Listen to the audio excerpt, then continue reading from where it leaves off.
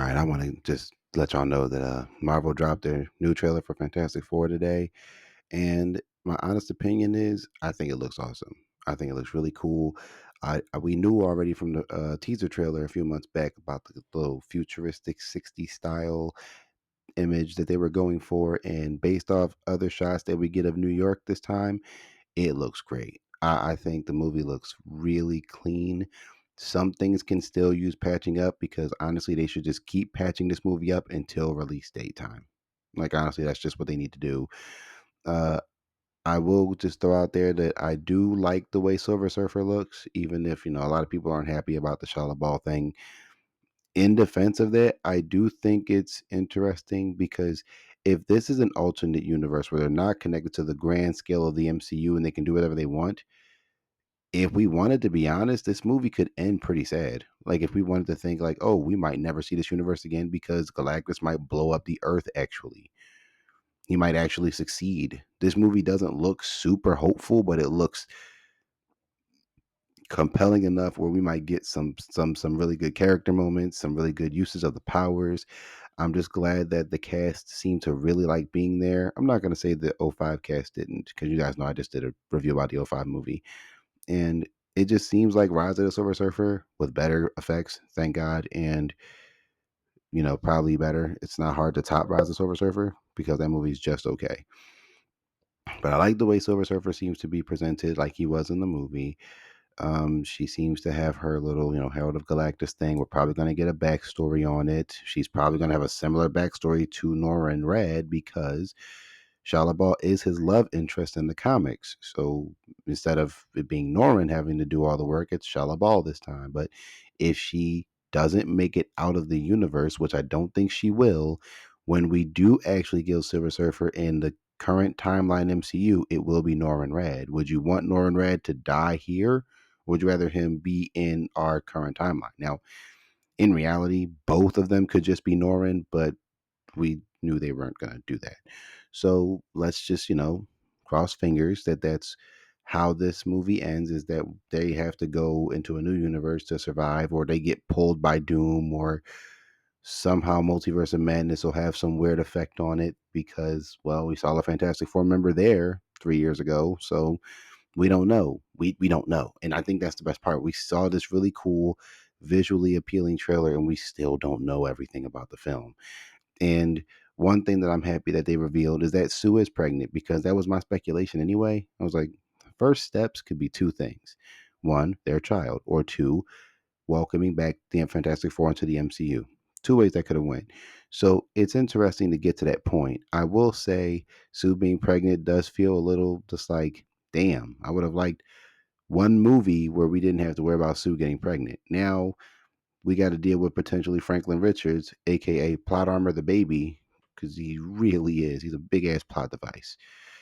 He just solve anything, and that's the part that could be an issue if she had the baby early in the film, and then because we still see her doing Fantastic Four stuff. So it's either she's going to be pregnant at the beginning and have Franklin sometime in the middle, and sometime's going to pass, or she'll be pregnant the whole time, and it'll just be early in the pregnancy.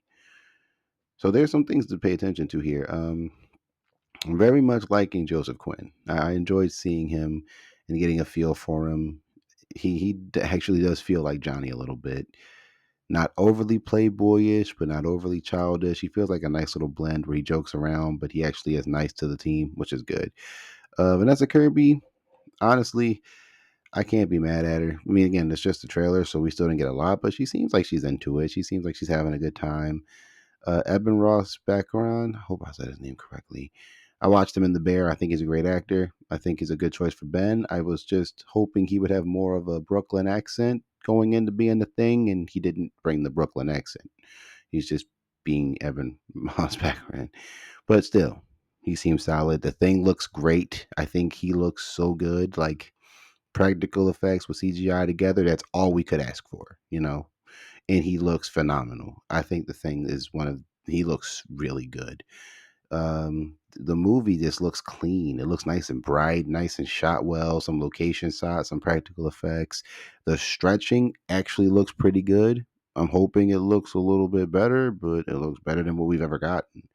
in anything that has stretching in it. Like stretching is just a weird power to do real life. So I'm glad the stretching actually looks good. Now let's hope it looks better for the final product. But as of right now, it looks pretty good. So all in all, I like where this movie's going. You know, Silver Surfer and the Coming of Galactus is one of my favorite FF stories from back in the day.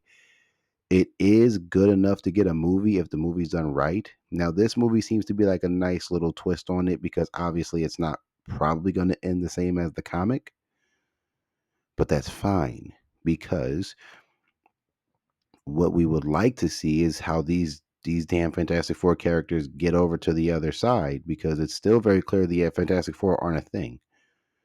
So now we got to see what happens, where this goes, how this movie plays out. And honestly, I'm excited. Like July is shaping up to be a crazy month. Like Jurassic World Rebirth, Fantastic Four, and Superman all in the same month. Like July's gonna be nutty. The box office ain't gonna know what to do. Like it is what it is, bro. And honestly, that's what we need right now. So it's good to see that this movie is gaining traction. It's good to see people seem optimistic about it, and it's good to see that Marvel seems to actually be trying to give us a movie that has coherency again. Great. All good steps in the right direction. Now, as far as the suits go, they're not my favorite Fantastic Four look, but I can get down with the look. I think it fits that nice 60s vibe. And also, I get the feeling that they're going to go back into space in this movie, which is why I get the impression the Earth isn't going to survive. Because if they end up going back into space, that's convenient for them to be out of the way. There's like a shot in the trailer where they're wearing what it seems to be like their spacesuits, but like they have the Fantastic Four on them, I believe.